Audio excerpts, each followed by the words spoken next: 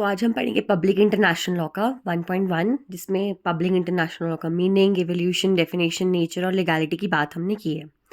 तो international law basically होता क्या है?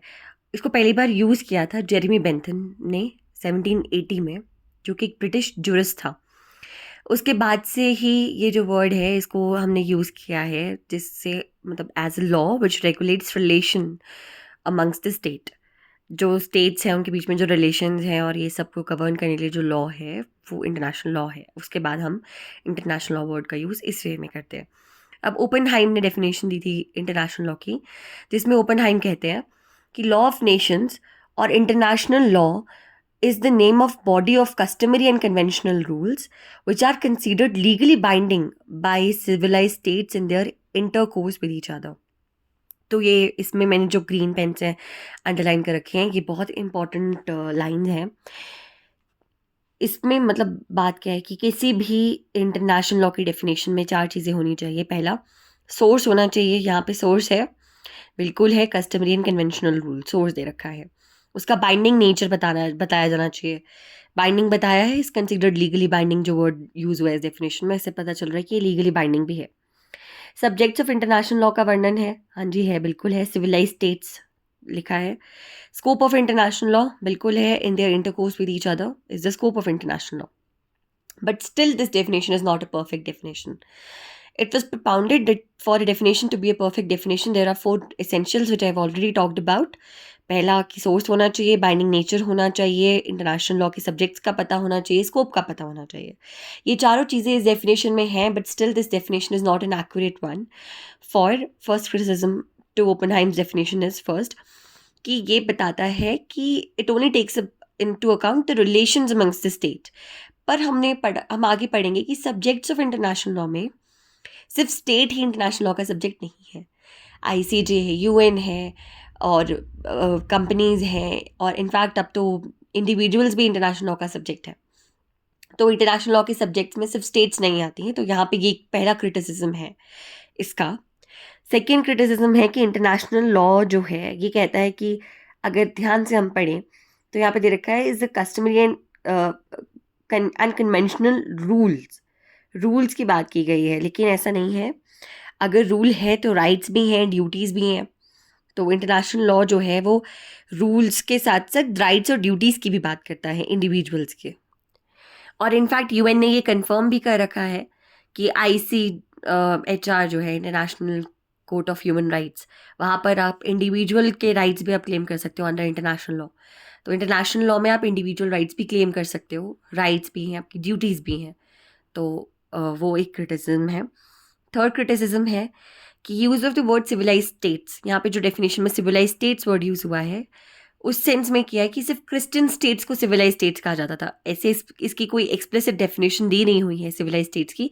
But what Oppenheim intended was he directed the definition towards the Christian states only, because उस वक्त उन्हें ही सिविलाइज कंसिडर किया जाता था, and rest of us were third nation, third world countries जो सिविलाइज नहीं थे। देन फोर्थ क्रिटिसिज्म इज कि यहाँ पर इस डेफिनेशन में सिर्फ 2 सोर्सेज की बात की गई है, जिसमें कस्टमरी एंड कन्वेंशनल लॉ ही कहा गया है, सिर्फ 2 sources. But unfortunately international law के सिर्फ 2 सोर्सेज नहीं है। We have customs and conventional law के अलावा we have treaties, we have general principles of law, we have ICJ, ICC। In fact national courts के जजमेंट्स भी अब सोर्स ऑफ इंटरनेशनल लॉ हो गए हैं। और बहुत सारे और भी सोर्सेज हैं इंटरनेशनल लॉ के, which are given under article 38 of ICJ। तो ये 5वां क्रिटिसिज्म है, the expression body of rules denotes that international law is fixed and can not be changed. लेकिन international law is as any law in this country और in this world generally is evolving. अपने technology, अपने situations के हिसाब से international law भी अपने आप को इवॉल्व करी है। जैसे पहले IT एक्ट नहीं था बिकॉज टेक्नोलॉजी ही नहीं थी, but now it has evolve itself, तो इट इज़ इवॉल्विंग। तो ये 5 क्रिटिसिज्म हैं ओपनहाइम की डेफिनेशन के, जिसके बाद ओपनहाइम ने ये डेफिनेशन में चेंजेस कर दिए और इनकी जो मॉडर्न डेफिनेशन आई वो ये थी कि international law is the body of rules which are legally binding on states in the intercourse with each other. These rules are primarily those which govern the relations of states, but states are not only the sole subject of international law. International organizations, to some extent, also individuals may be subject of rights conferred and duties imposed by international law.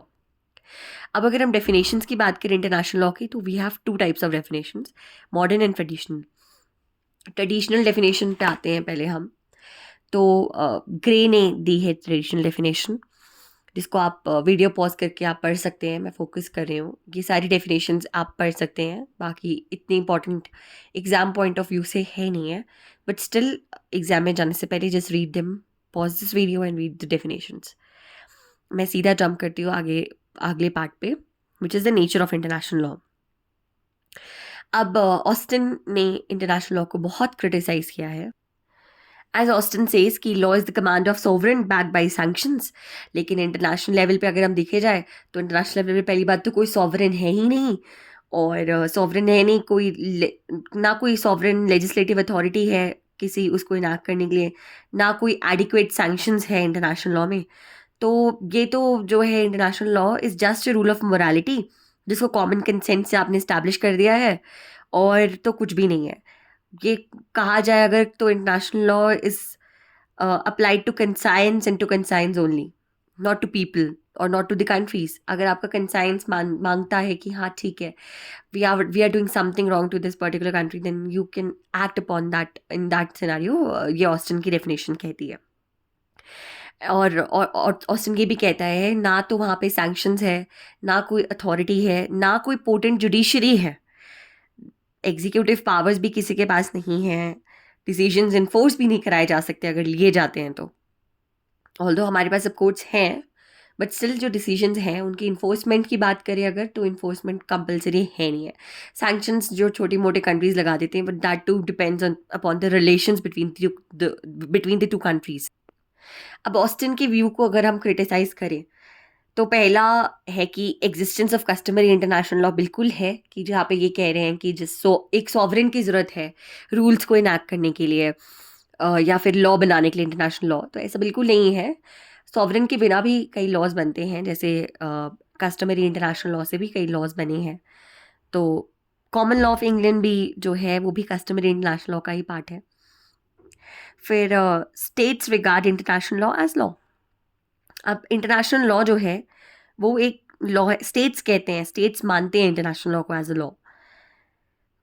States do not rely. अगर मान लो कोई भी international law में कोई case हो जाता है, मान लीजिए इंडिया एंड पाकिस्तान का कोई डिस्प्यूट चल रहा है, और उस पर्टिकुलर, जैसे आईसीसी है, international criminal court, India is not a signatory of the same, और कल को कोई क्राइम अगेंस्ट ह्यूमैनिटी होता है पाकिस्तान में, and Pakistan alleges India to be part of it, और पाकिस्तान उसकी सिग्नेटरी है आईसीसी का, for instance, I am not very sure about that, but अगर for instance Pakistan is a signatory of ICC, international criminal court that is, और वहाँ पे कुछ भी ऐसा होता है, क्राइम अगेंस्ट ह्यूमैनिटी या जेनोसाइड या कुछ भी, और इंडिया की किसी पर्सन पे वो एलिज करता है कि वो who is responsible for the same, तो इंडिया जाके मोरालिटी पे नहीं लेक्चर देकर, वी विल यूज़ आईसीसी का statute and then we will argue the Rome statute, we will use and then we will argue our case.